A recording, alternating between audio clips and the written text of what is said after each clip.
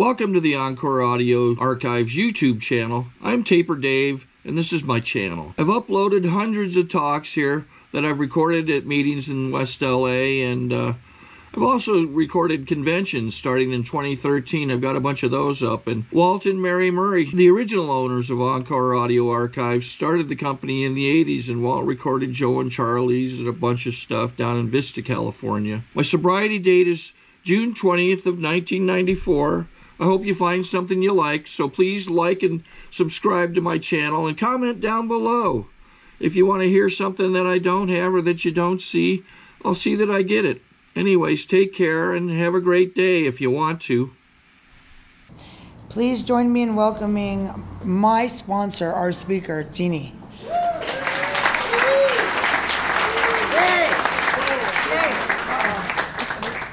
Be careful. Thank you. Hi, everybody. I'm Jeannie Ardito. I'm an alcoholic. Hi, Jeannie. And I want to thank Kathy and Melissa and Sarah for coming out with me today over the hill. My sobriety date is December 19th, 1985. My sponsor is Harriet B. Her sponsor was Alabama Carruthers, and my home group is Radford. That said, I don't know what you're going to get. Having my coffee this morning, I got a very unsettling. And I haven't dealt with it yet, so I'm telling on myself. I got a message from a woman I used to sponsor, reaming me a new one. And I haven't talked to her in probably 10 years. I don't know what that was about, but it set me a little bit off, and I'm going through some stuff in my home environment right now, too, that, you know what? One of the best things about Alcoholics Anonymous is, for me, it has given me the ability to be okay when everything's not okay. And I used to drink behind all of this kind of stuff. So my childhood pretty much was a nightmare, most of it. It was crazy. And what it taught me was how to survive. I mean, it was either sink or swim. My mother gave me up when I was 3 and kept my 2 older sisters. So the message that set up in me was there must be something wrong with me. And I guess, you know, I didn't consciously set out to prove myself. I didn't know what I was doing. But I guess subliminally what that set up in me was this thing that I have to show you that it's okay for me to be here. I have to claim my spot, you know. And my sister, who, thank God, just celebrated 24 years of sobriety. Yes?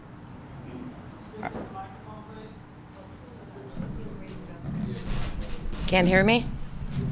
Sorry. Can you hear me? Okay. Sorry. Erase, erase, erase, as Greg says.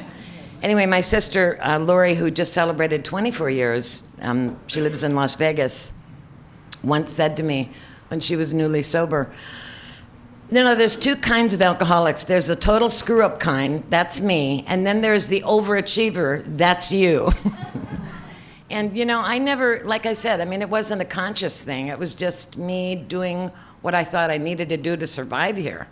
And my mother gave me up. I didn't find out until I was 7 years sober that I went back east for my nephew's wedding, and we were, after the wedding, we went up north to my sister's lake house, and we were standing outside a restaurant waiting for my brother-in-law to pay the check, and my 2 older sisters, my mother, who had come up from Florida, and me, and they were asking me, like, do you remember anything from when we were together? You were so young when you left. And I said, you know, the only thing I remember is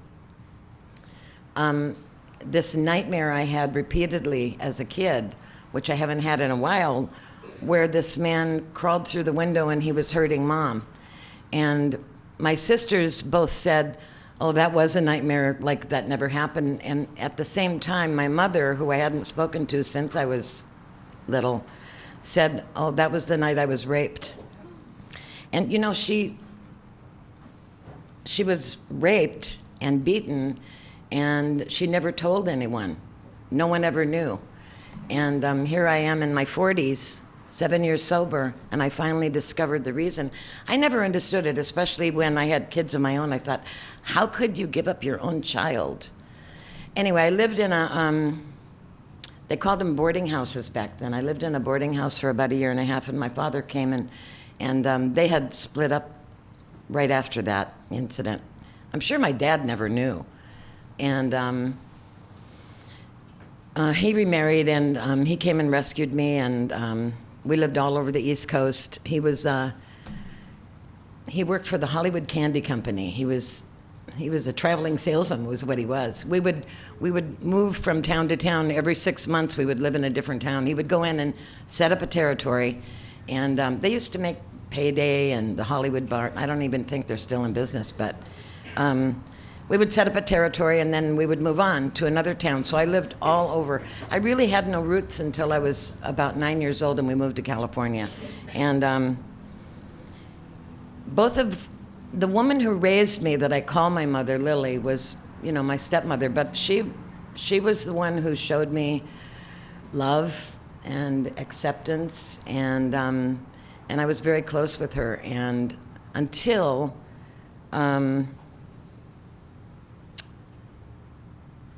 I guess my first year of high school, she had, her story briefly was she had had a nervous breakdown when she was 20, and they put her in a mental hospital, and they gave her shock treatments. That's what they did in those days. And they released her with a very bad addiction to Tuinal, Seconal, Demerol, all the alls.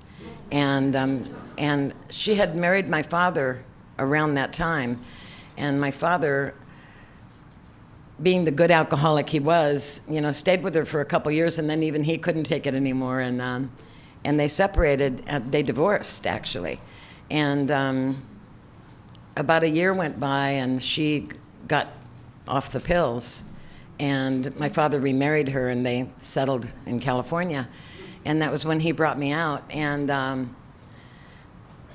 so when around the time I started high school, she had been clean all those years, and she was a wonderful mom, and I learned a lot from her. And but she was having, I guess, a problem sleeping, and she borrowed sleeping pills from her father, and before you knew it, she was, getting loaded every day. My mother wouldn't have known a street drug if it hit her in the ass. She never even learned how to drive a car. She was totally dependent on my father. And, but she had, where there's a will, there's a way. She had found 10 different doctors that gave her 30-day supply of whatever all she was taking that day. And she was, seriously addicted again. And it got so bad my last year of high school that my girlfriend Dixie's brother got out of the Navy, poor Richard. And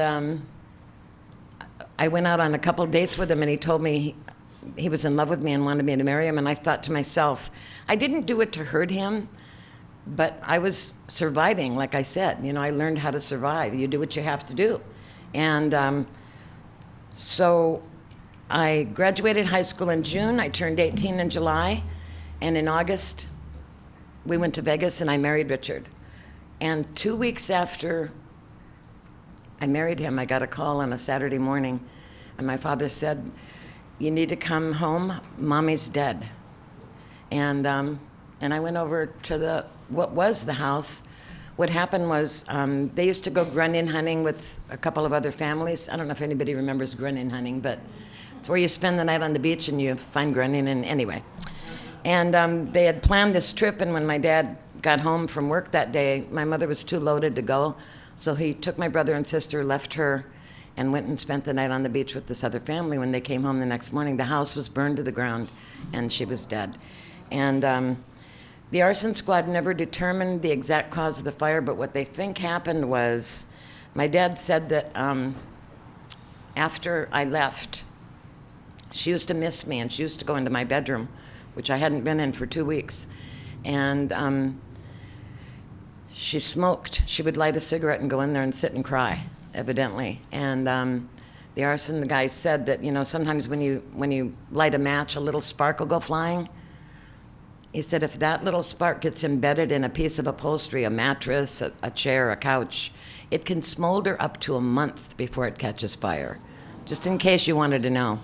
I use lighters myself. Anyway, that's what they think happened because it wasn't electrical, and they didn't find a cigarette butt in there, so we don't know. Anyway, the ironies of life, and I drank over that for a long time. Well, that was just one of the excuses I used. The truth is I loved the way alcohol made me feel, and I don't remember my first drink because I used to be given sips when I was a toddler. I mean, I drank all my life. My dad died from the disease, and basically my mother did too. We always had alcohol in the house. I mean, it was just there. But I remember my very first drink of my own bottle. I knew this guy, Kenny Brown. He was an older man. He was like 16. I was like 12 or 13. And he taught me how to drive a stick shift 1953 Chevy. And he bought me my first bottle of booze, which was I don't remember if it was a half pint or a pint of sloe gin. The thought of it today makes me want to. But I mixed it with 7-Up and drank the whole thing and got very drunk and very sick and couldn't wait to do it again. Because I loved the way it, while it was, before the sick hit in, the wonderful feeling I had inside was, I don't care if I survive. I just didn't care. Clancy says, it turns off your care button, and that's what alcohol did for me. It just turned off my care button. I didn't care if you liked me. I didn't care if I, hit a home run today. Didn't matter. Nothing mattered. I felt good inside. And that's what it did for me. And, I didn't start out a daily drinker. I didn't know back then I had a progressive disease. It just was something that I did whenever I could, as much as I could. But, mostly in the beginning, in the first few years, it was, parties, holidays, weekends. And then it was parties, holidays, weekends, and maybe once or twice during the week. And then it was parties, holidays, weekends, and every other day. And then before you know it, it just progresses. Alcoholism snuck up on me. It was probably the last 12 or 13 years of my drinking, I was a daily drinker. And the last 5 years, I was a daily, starting in the morning, drinker. And, my denial, as such, was I went to work every day. I left my first husband after a year. And I was single for a while, and then I went to work for this friend of my father's who had a business and needed a manager to run the office and stuff. And I went to work for him, and I worked for him for about a year and a half, and he had to go to take care of some business in Las Vegas. And while we were there, I was drunk. We evidently got married. And on the way back, and I'd slept with him a couple times. I mean, I slept with anybody that winked at me, I didn't care. My care button was turned off. And so on the way back from that trip, I went, oh my God, what have I done? I got to get this annulled. I'm not in love with this guy. I mean, I cared about him. He was a nice guy and he had a successful business, but I didn't want to wake up next to him every morning. Let's not push it. So, and then about a week after that, I discovered I was pregnant. And I made a decision that I was going to stay with him, and because I came from a broken home, obviously. I made a decision that I didn't want to bring a child into the world, in already a broken family. And I'd made a decision I was going to become the best wife and the best mother on planet Earth. And that's what I set out to do. And I was successful for a while in my endeavor to do that. I came of age in the 60s, and everybody around me was doing drugs. That's not part of my story because of my mom. Although, we grew pot in the backyard. But I never considered marijuana a drug. I used to cook with it. It's like an herb, right? Anyway, that was the extent of my drug use was marijuana. And because alcohol took me where I needed to go. Alcohol turned off that care button and allowed me to exist. It allowed me to be here. And so I lost my train of thought. Okay, this happens occasionally. Thank you. Uh-huh. Okay, so.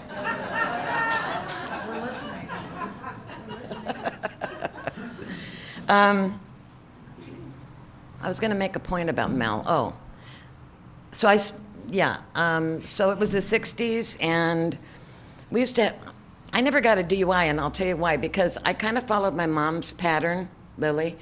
They used to entertain a lot.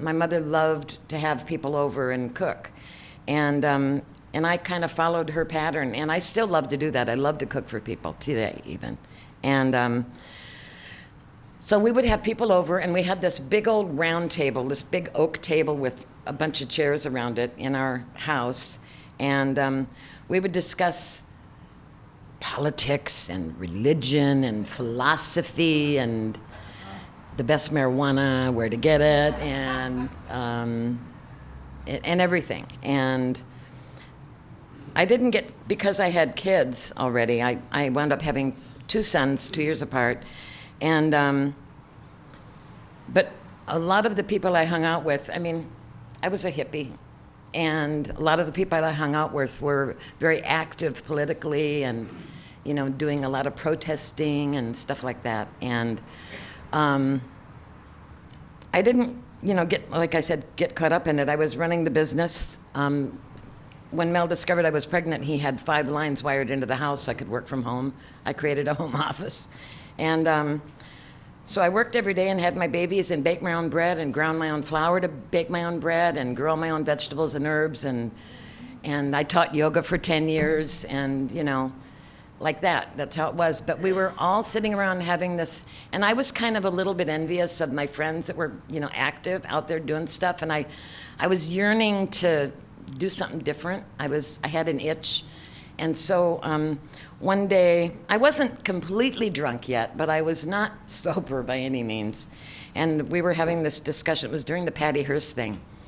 And the arrest. And everyone was protesting it at the table that day. And everybody was getting all riled up. And I caught the fire. And I went and grabbed a clipboard, took some more drink, grabbed the clipboard and headed out. I decided I'm going to go and involve my neighbors. And I would go and, I think the first house I remembered what I wanted to say, but by the time I got to the second house, I knock on the door, they answer the door, and I couldn't remember what I was there for because I was too drunk. So all I would say is, Patty Hearst, and hand them the clipboard. My neighbors never looked at me the same way after that. Anyway, so that was my life, you know, and alcohol wasn't disrupting my life back then at all. I wasn't yet drinking all day. I would wait till, that was in the days when I was able to go, you know, every other day. And because we always had people over, there was always, you know, social stuff going on, but I was able to wait until the kids were asleep, and, you know, I was kind of controlling it. So, fast forward, it went on like that for 12, 14 years, and then we had a big party one night, and I used to love planning parties. So depending on what I was in the mood to drink, that's the kind of food we were gonna have. So if I was in the mood for tequila, you're gonna get Mexican. And if I were in the mood for French, we would have wine and Pernod. And that's how I planned my menus around what I wanted to drink. So anyway, we had this big party this one night, and everybody was gone. It was like 3, maybe, I don't know, in the morning. And my kids were long asleep, and my husband was asleep already, and I was finishing cleaning up in the kitchen, and I just, all of a sudden, I had this desire to just, I gotta go. I'm done. I can't do this. It's not working out for me. And I was cleaning the knives, and I had a butcher knife, and I actually drew blood And then I thought of my children, and I went, I can't do this to my sons. And I put the knife down, and I finished up in there and went to bed. When I woke up the next morning, I rolled over and I said, Mel, I'm getting a divorce and I'm getting a job. I'm sick of working for you. And so what I did was I put a resume together. I had a background, before Mel, I had a background in outside sales. I grew up in a sales family. My dad became an auto dealer, by the way, Ford dealer. I grew up around sales, so it was natural that I kind of gravitated to that. So I decided I'm going to put a resume together and go to a recruiting firm and have them help me find a good position. And this recruiting firm that I went to loved my background and said, you'd be very good in this business. And they hired me and trained me, and I became a recruiter. And I did that into sobriety. I was a recruiter for like 25 years. And I made a lot of money, which fit into my MO. You know, I'm going to prove myself here, and I'm going to, like my sister said, the overachievers. I just needed I didn't do it to feel better than you. I just did it so I could feel even with you. Sorry to interrupt your viewing. Taper Dave here. Just wanted to take a second to ask you to like and subscribe to my channel. Let me know if you like what you're listening. I've got some very good talks here, and this one's a great one. Just curious, do you think this is better than Zoom? Tell me what you think. You know, and even if you were driving a Volkswagen, I didn't get a Cadillac to outshine you. I got a Cadillac because I felt that maybe it would be as good as your VW. I mean, my thinking was all twisted back in the day. So anyway, I made a lot of money for a long time, and that was part of my denial. You know, I was, without realizing it, I learned that from doing inventory work when I got sober. Without realizing what I was doing, I was actually, if you said to me, Jeannie, you drink too much, I could say, yeah, so look at my car, look at my house, look at my clothes, all my bills are paid, my kids are happy and healthy. I make a lot of money. So my life's not unmanageable. I didn't know how to say that. I mean, that wasn't in my vocabulary then, but that was part of my denial. Yeah, I drink a lot, but my life is running, so nothing, it doesn't disrupt my life, so must be okay. And that's what nearly killed me. And what happened was, and believe me when I tell you, I did not come to AA to find God. Thank you very much. I came here to find out, how do you get through a day without a drink? I did not know how to do that. I did not. I was putting away at the end of my drinking probably at least a quart of vodka a day, plus wine at lunch. I was still working. I won an award for not missing a day of work in 7 years. Only an alcoholic would do that. I mean, most people take a day off here and there, you know. But I was proving myself one more time, surviving only way I knew how. And what happened was, I didn't know anyone who ever got sober. Everybody I knew drank and used until they died. I didn't know about Alcoholics Anonymous because I didn't know anybody who ever got sober. I'd heard of it, but if you had asked me what my concept of it was, I would have said, oh, it's where alcoholics get together and help each other, you know, with their problems. And my thinking was you probably drank together. You know, I didn't know. I had no idea. So what happened was on the night of December 18th, 1985, I really, really, really wanted to die. I wanted to kill myself, but I didn't want to leave that stigma for my sons one more time. So I just drank as much as I could, hoping it was going to kill me soon, because I was so physically so ill. And when I got up the next morning, I went to fix my make me well drink. I poured, you know, that much vodka. And I always had orange juice in it, so you couldn't say I was an alcoholic because I didn't drink it straight out of the bottle very often. But that was my MO. I had to have fresh squeezed orange juice. I was at Trader Joe's every friggin' day buying the vodka and the orange juice. And so I fixed my drink, and I held it up, you know, like this. I really needed to get it inside of me so I could stop the shaking. And my dad and I used to have this signal. He used to go 1, 2, 3 on my shoulder here. And that meant when we were out in public, and because my dad was not demonstrative in public. And that would mean, I love you. That was our little signal. And whenever he would give me a hug, he would do that, 3 little bumps on my shoulder. And that morning, I held up the drink. I set it down. I started crying and said, God, I can't do this anymore. Please help me. And I felt 3 bumps on my shoulder. My dad had died a year before. And I know it was my dad. Sitting on God's lap, waiting for Jeannie to get done, you know. And I couldn't stop drinking. I couldn't stop. I never even tried to quit because I knew I couldn't. Completely, totally knew I could not stop. Why try? I was hoping to die, and there I was. And I haven't had a drink since that moment. That was my moment. But what happened was a series of miracles. My second miracle of the day was I had seen those care unit commercials, and I used to flip the channel real quick because it pissed me off. And so what I did that morning after that moment, I opened up the I said, I got to get some help. And I opened up the yellow pages thinking, oh, I'll look up one of those care units. But the A's are before the C's, and I flipped it open right to the page where it said, right to Alcoholics Anonymous. And I thought, oh, anonymous. Anonymous. Nobody at work has to know because I was still working. I called in sick that day for the first time in I don't know how long. I said, I have the flu, I won't be in. It was a Thursday morning. And I called the number. I didn't know I was calling San Fernando Valley Central Office. And I said, can you recommend a place I can go to get off alcohol? And the guy gave me 2 phone numbers and hung up.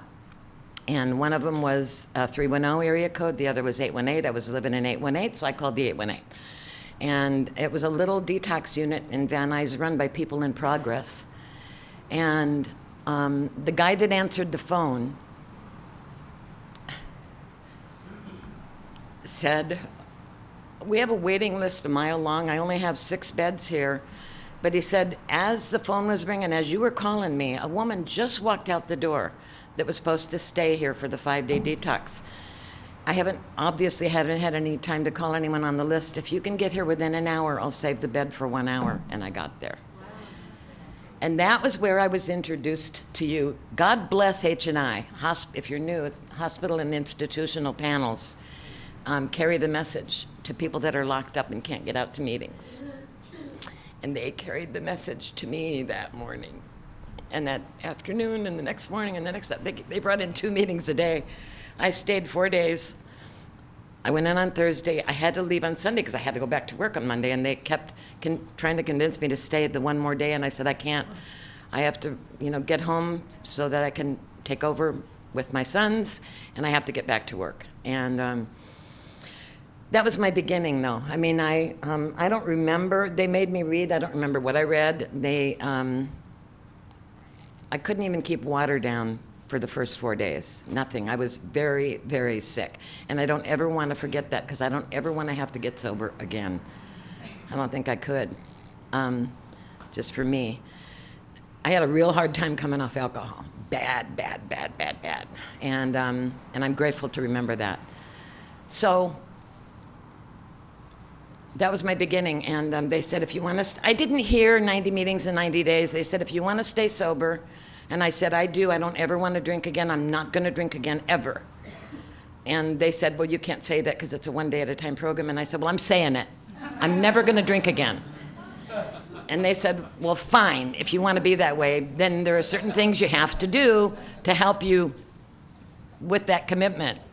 So I heard, go to a meeting every day. I went to a meeting of Alcoholics Anonymous every day till I was about 10 years sober, and then I got married, and I had to make some time for my husband. And I got married, and I married this wonderful, crazy Italian actor, writer, crazy guy. Thank you. And I met him in the program. Luckily, he mostly went to men's stag meetings. The Roxbury Men's Stag was his home group.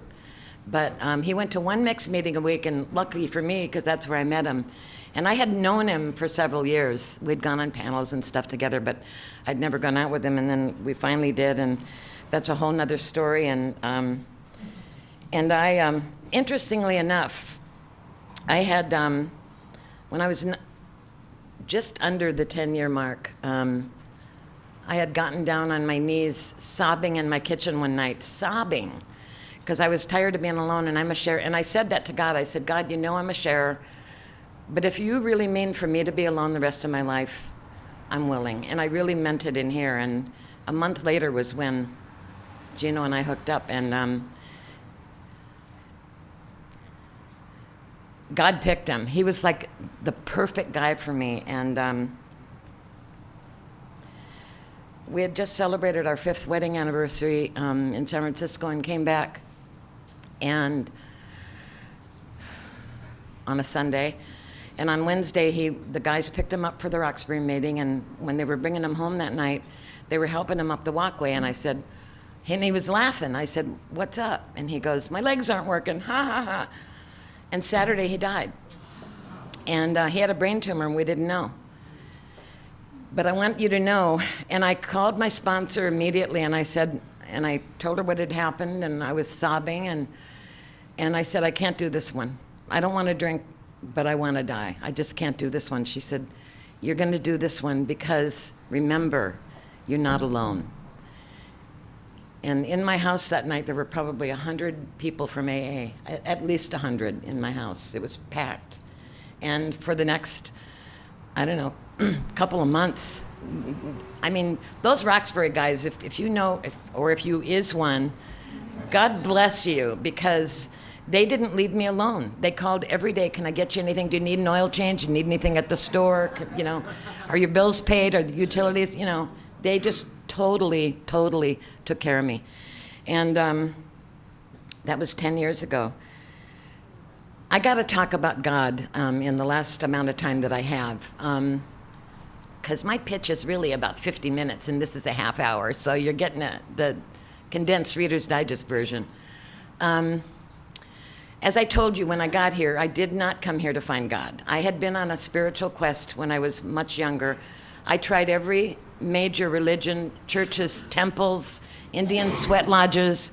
I consulted psychics. I tried everything I could think of everything that I could think of to get a connection going. I used to watch the Reverend Terry Cole Whitaker on Sunday with my sangria, and tears would stream down my face, but I just couldn't get it, you know. And so what happened is I was sober. I used to pray every day because my sponsor said, I'd say, Harriet, I feel like I'm talking to the wall. She'd say, that's okay, honey, do it anyway. And I did.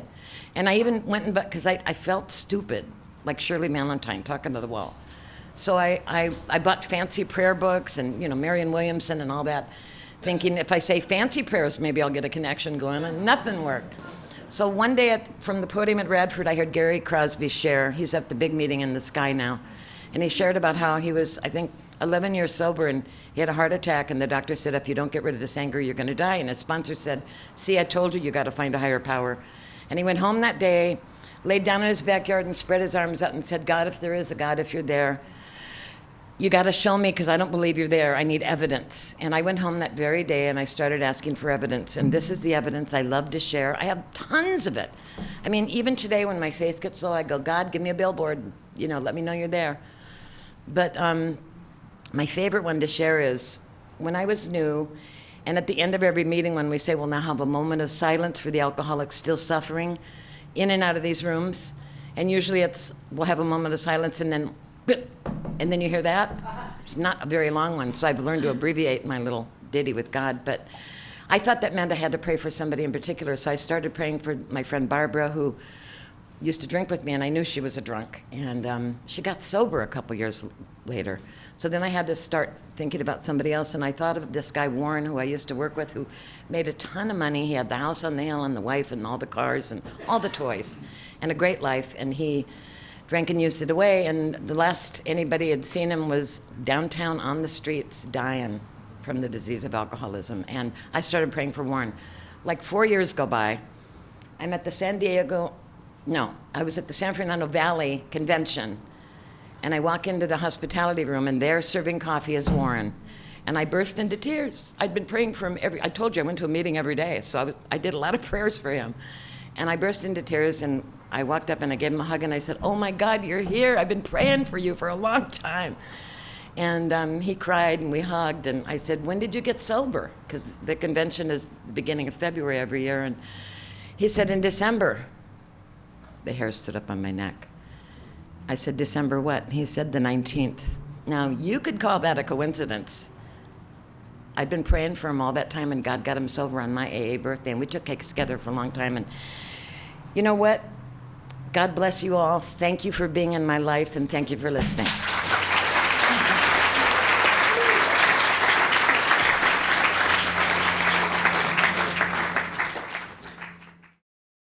I think we got a great talk going on here. Thanks for watching the channel. Taper Dave here. Just curious, do you think this is better than Zoom? Okay, this is how I prepare my drone for launching. I like to do it inside the cab of my truck so I'm not standing outside in the weather. To install the joysticks for control, up and down, right and left, powered on. I have an Android phone that I use to connect it to the drone with. And it's actually controlled through the iPhone, through an app. Oops, wrong way. It's actually controlled through the iPhone, or through this Android phone, through the app. It's actually controlled through the Android phone, through an app, and you connect it through this short connection right here.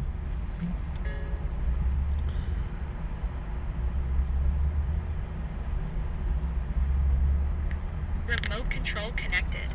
Remote control's connected. So I pull out the drone. I have to extend the legs. Long legs extended first, then the short legs. Remove the gimbal protector.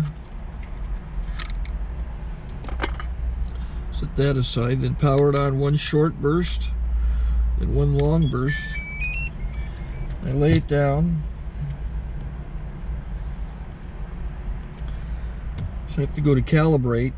So the drone's not connected yet. It shows you here as this drone gets disconnected, even though the remote's powered on. So the drone has to establish it's connected. So I go into the app to calibration mode.